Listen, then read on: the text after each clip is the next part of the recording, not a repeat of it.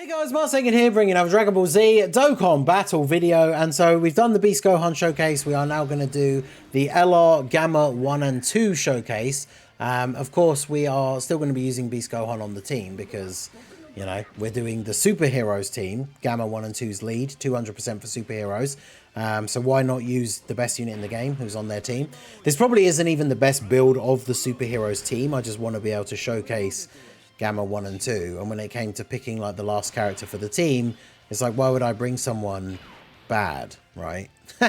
So let's go ahead and do this. So they get key 3, attack and defense 125, as well as an additional key 3 and attack 1, defense 125 when HP is 30% or more.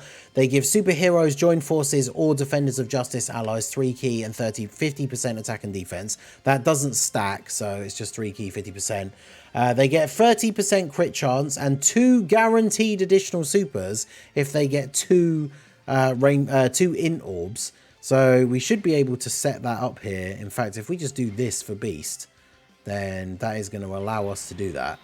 So it's 30% crit chance and an additional super up to 2 times with each int orb. So that means they're going to have 60% chance to crit and do 2 additional super attacks. If you can't get int orbs, they get 12% crit chance and then an additional attack that has a great chance to become a super if you get an AGL or STR orb. And again, you can do that twice.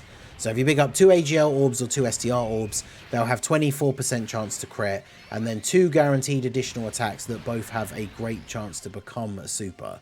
So very, very good. And then they reduce damage reduction. They reduce damage received by 30%, as well as getting an additional permanent 50% attack and defense, starting from the turn in which they perform the 3rd attack in battle.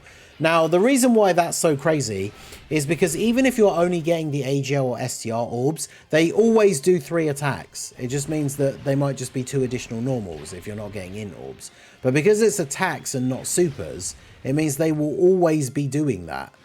So that means that you're going to be able to get that extra buff, which is, you know, a nice bit of attack and defense, as well as damage reduction on the next turn that they appear, which is pretty crazy. So whilst their attack stats on this turn aren't super impressive because, you know, they don't have all their Android links and stuff like that, obviously still very, very strong.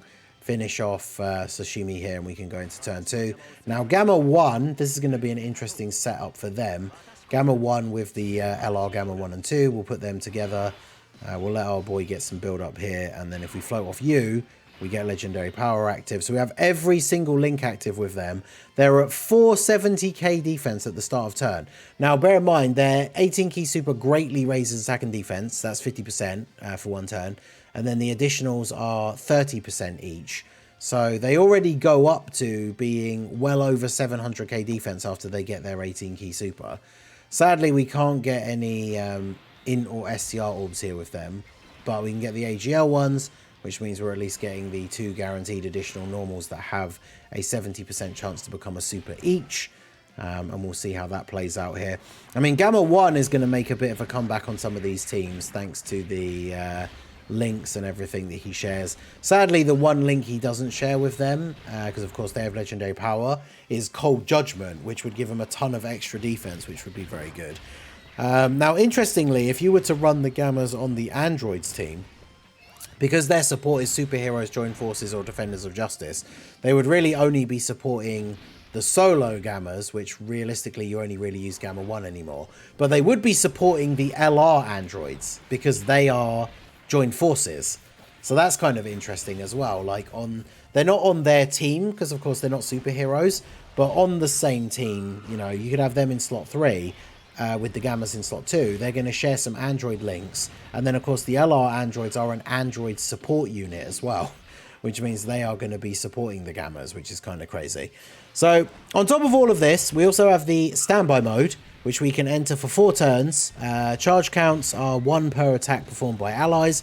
It can be activated when HP is 70% or less, or after performing 3 or more attacks, which again, they will do in their first turn, unless you literally can't pick up AGL or STR or int orbs, because that's the way they get their additionals. But even with the AGL or STR, they get those guaranteed additionals. They're just normals and not supers necessarily. But that doesn't matter because they're extra buff in their stats and their standby. It's just attacks. It doesn't have to be super attacks. So let's go ahead and do this. So we'll go ahead and use their standby. So let's put them into their standby mode now. So we're going to have our boy Gamma 2. He knows what to do here to take out Golden Frieza. He's going to jump up into space and fully charge himself up for the core breaker. So off he goes. And now we are going to be in our exchange mode. So in the exchange mode, we are getting 6 key, 250% attack and defense, as well as 50% damage reduction. Still giving the 50% support as well to the 3 categories. They get the same crit chance and additional thing with the orbs. It's exactly the same as the pre-transformed one. So sadly, I can't drop down any of the int orbs above. So I'm just going to have to go for the AGL orbs here, I guess. So we'll do this. I probably should have done Beast Gohan's taunt, actually, just to make sure MVP 17 doesn't get supered at the end. But we should be fine here. I mean, hopefully he super attacks Gohan. If he super attacks the Gammas after they've supered, then obviously they should be fine. But look how crazy Beast Gohan is. He's going to share, what, Legendary Power and Fierce Battle with the Gammas, and that's basically it. And he's still just going to tank everything for double-digit damage here. So, yeah, Beast Gohan is insane. But, of course, this is a showcase for the Gammas. But they lead superheroes 200%. Why would you not run Beast Gohan if you haven't, right? So, pretty crazy. On the actual superheroes team, if you were just running it for the best possible build, I mean, it's going to be double Beast Gohan, isn't it? Because if he's the best unit in the game, you want to have 2 copies of him. And then these guys potentially could just be a floating support unit, and then you use their standby on their next rotation. So like the first turn, you could float them off in slot 3. Then on turn 4, put them into the standby, keep them on rotation, or not. Because the standby lasts for 4 turns, which means when you use it, you're going to have to use the core breaker on the next turn, otherwise you lose it. But if you float them off, they come back in 4 turns so that you can still use it then, so you don't lose it.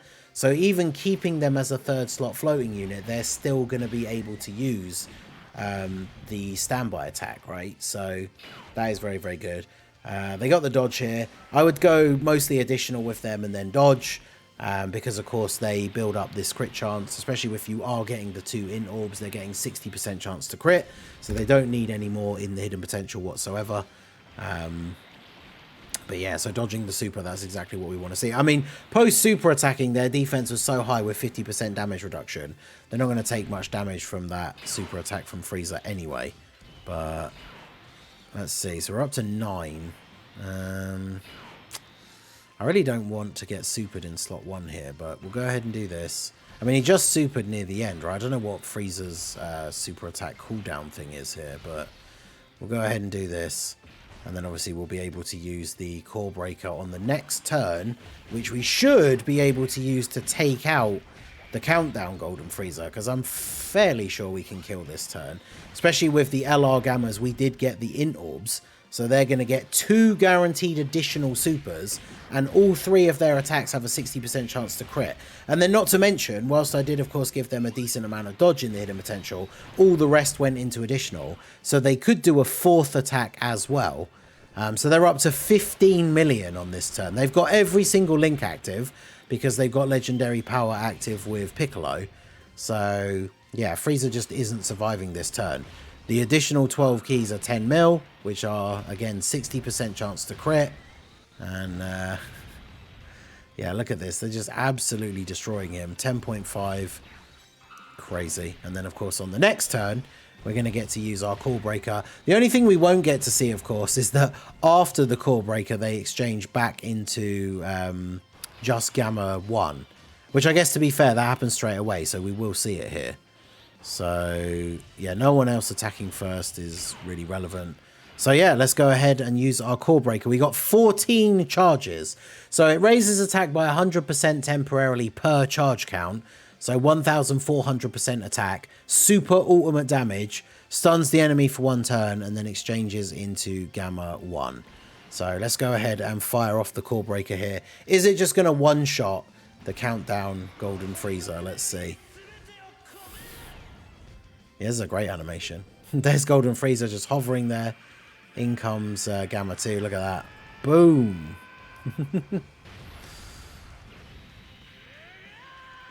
Damn. Alright, 14 mil no crit.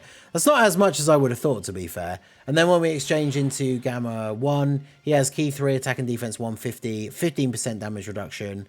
And then he gets an extra 3 key, attack and defense 150, and 15% damage reduction if HP is 15% or more. He's still giving the support, changes AGL orbs to int, and then can chance of performing crit 20% up to 100 and reduce damage received by 10% up to 50 per int or STR key sphere obtained.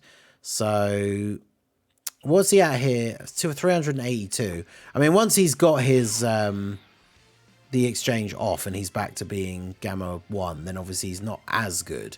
But I mean, we are just absolutely gonna destroy Frieza on this turn here. So let's go ahead and do this, and then we'll grab these for you. I meant to transform him, that's why I turned the animations off, but okay. And then what's he doing here? Wait, that is just 3.9, isn't it? Greatly raise attack and defense for 1 turn. Yeah, he's not doing a 39 million attack, or is he? Wait, if I missed something, how is he doing that much damage? Greatly raise attack and defense for 1 turn. Mega colossal damage. Raise superclass allies defense by 20%.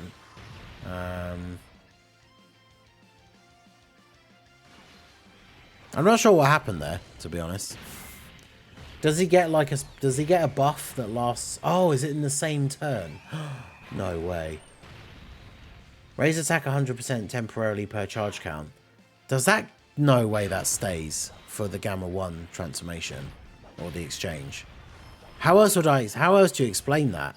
Him doing a 30, that's no way. So the Gamma 1 keeps all of that attack for the first attack? Maybe, I don't think it's supposed to work like that, but okay, that's pretty crazy. Well, there you go. Gamma 1 and 2, they are absolutely nuts. The superhero team is probably the best team in the game now, just because Beast Gohan is the best unit in the game. Let me know what you guys think down below in the comment section. Absolutely ridiculous. What a crazy anniversary this has been. Can't wait to see even more like upcoming EZAs, see the EZAs of the 6th year LRs. But let me know what you guys think of Gamma 1 and 2 down below in the comment section. So that is going to be it for the video, guys. This has been the Masked Ningen. Smash that like button, subscribe to the channel if you are new. Check out the links down below for the Discord and the merch store, and I will see you all again soon. Have a good one.